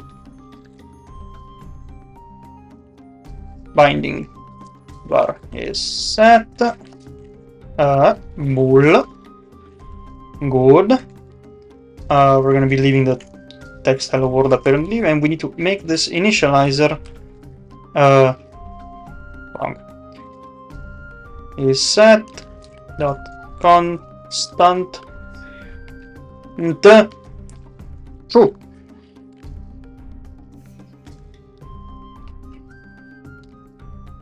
Okay, so far so good. Create a button with an action that toggles isSet state. Oh lord. Create a button with an action that toggles the isSet state and changes its appearance based on the state. The title string that you provide for the button's label doesn't appear in the UI when you use the icon only label, but VoiceOver uses it for improve. Oh, that's nice. So for accessibility, makes it a lot easier for people to know what they're clicking on. That's nice. So button is set toggle, and we don't need this, but it's good to have. No label.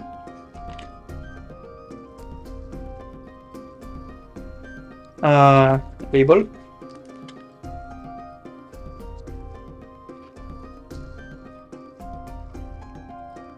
toggle favorite system image is set star fill. Is there anything else that I need as part of this code? Oh, star fill and star. So it changes the layout for every click. Star. And label style icon only. This is pretty, I like this. Foreground style is set dot yellow dot gray. There we go. So this is the button designed, labeled. Come on, is set. There we go. Good. Nice. Perfect. As your project grows, it's a good idea to add hierarchy before moving on. Create a few more groups. Collect the general purpose circle, image, map, view, and favorite button files into helpers group. Okay. And the landmark views into a landmarks group. Makes perfect sense. So in this case, we're gonna be needing these three. So the circle image, the favorite button, and the map view, according to the tutorial, into a single folder.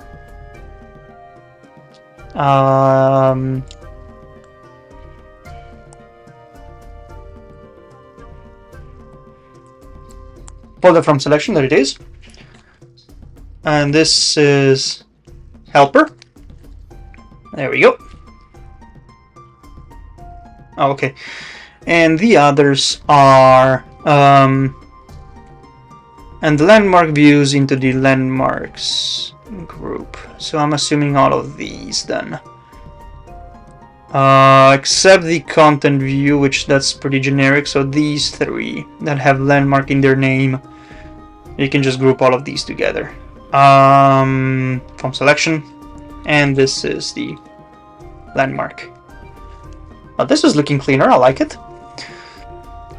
Next, you'll add the favorite button to the detail view. Binding the button is set property to is favorite property of a given landmark. Switch to landmark detail and compute the index of the input landmark by comparing it with model data. To support this, you also need access to the environment's model data. But we do have the environment. Didn't we add this? Oh, we didn't add this. Okay, interesting. Model data dot self, and I need to declare it in here then. How do I need to? Wait, I already initialized it here. Okay.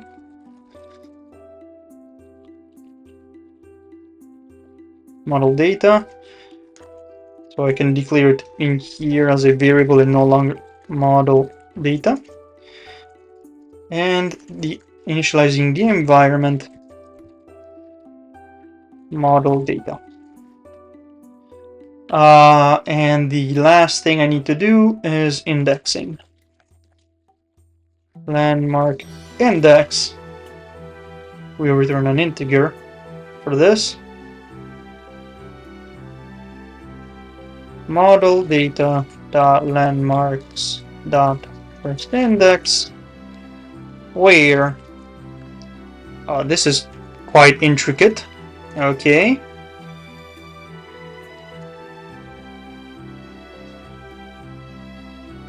Oof. Okay. This is interesting.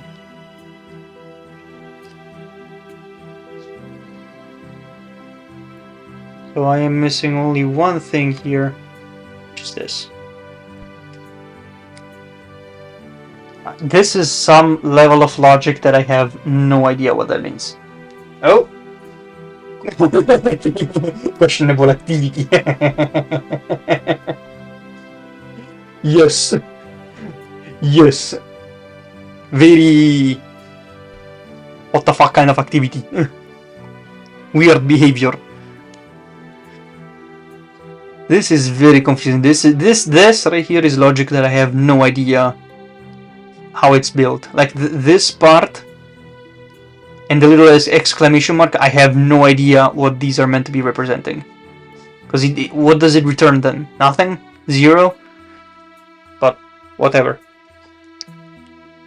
I don't think this is a necessary detail to acknowledge and learn and master, but it's still very confusing to analyze and read. Also, does not build activity scheme, does not build this file. Okay, I won't question this either. Let me just reread this real quick. Switch to landmark detail and compute the index of the input landmark by comparing it with the model data. To support this, you also need access to the environment's model data. Okay, oversimplified, but fine.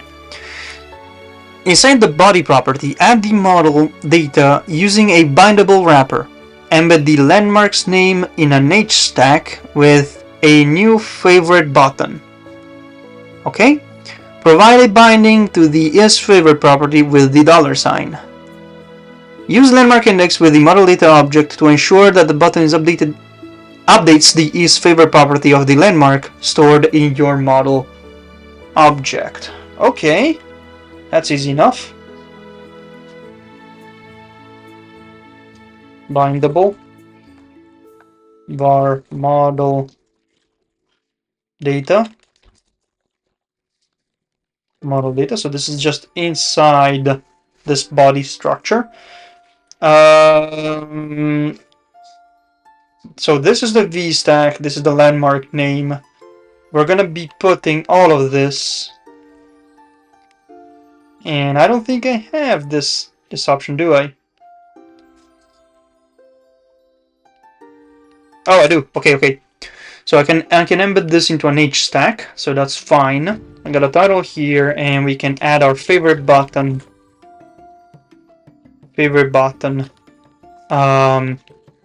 Is set, and that becomes the model data variables from landmarks, which take in the landmark index. In theory, that's all it needs. But again, I think, oh, no, true. And the boolean, which is its favorite. So depending on whichever one has been selected as its favorite, no matter the index we pick, it will show it or not into the H stack. So that's fine.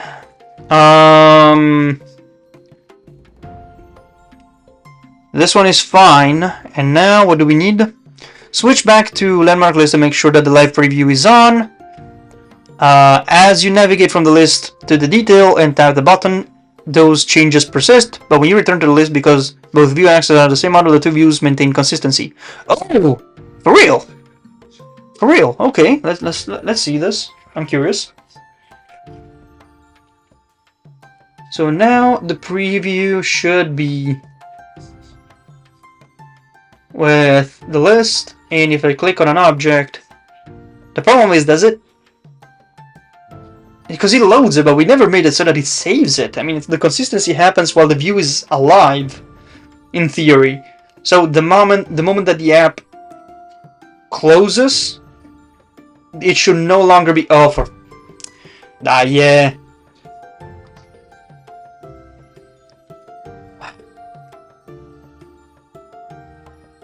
Come on, don't crash on me now.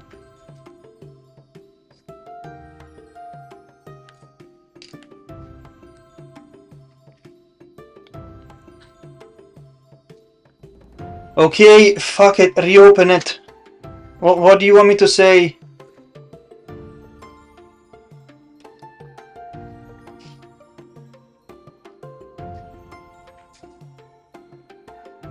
Jesus Christ. Is the simulator broken? Did I crash the simulator with this? And if so, why? There is no error.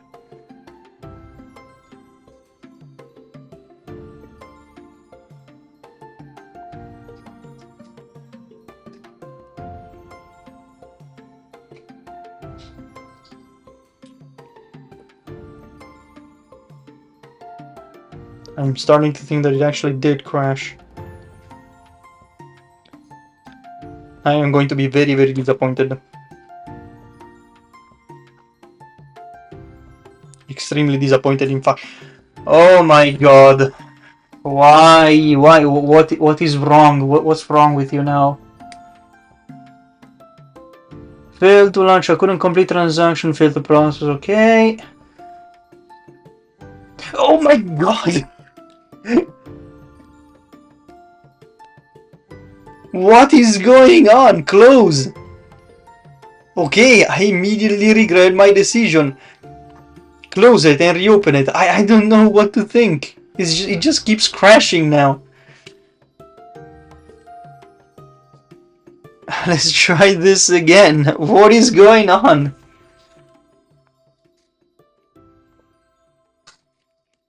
Okay.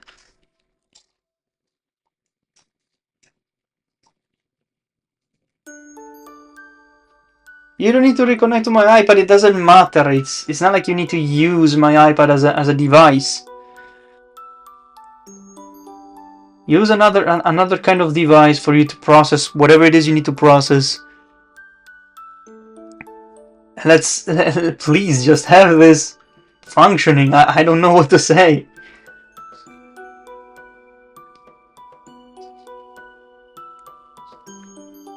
Like, do I have to build the app? Am I missing something? Am I getting errors for whatever reason. Yeah, you do that. You boot up. You start.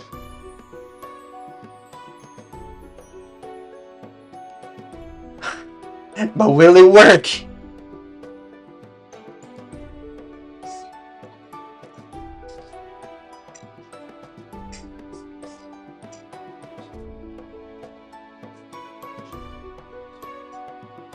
Oh, please, yes. Okay, it works. So now if I go to Lake McDonald, I have a little favorite button. If I click on it, it saves it. If I filter it, it shows. Yay! I go to Twin Lake, can favorite this, I go here, filter, yay, it works!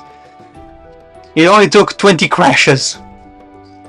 And that's it, okay, so I think we're still skipping one step because the next one is going to be drawing paths and shapes. Users receive a badge whenever they visit a landmark on their list.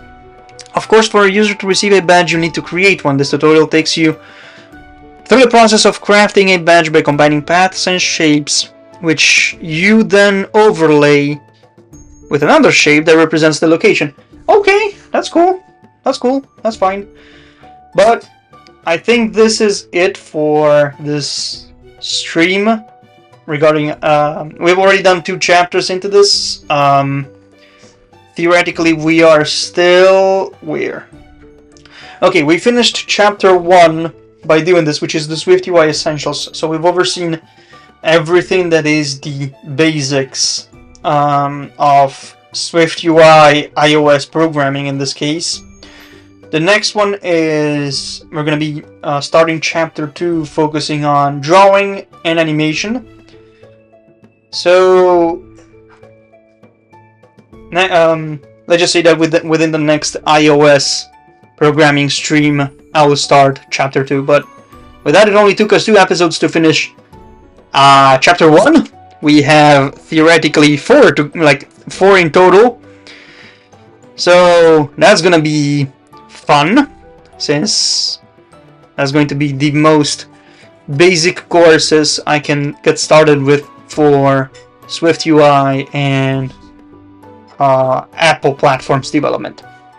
Chances are that I'm going to be starting the same level of streaming initiative for other platforms like Android or standalone desktop software, theoretically even web services for that matter, later down the line, but one stream at a time. So for those watching the after stream, thank you all for watching. Hope you enjoyed it, and we'll see each other in the next stream. Bye!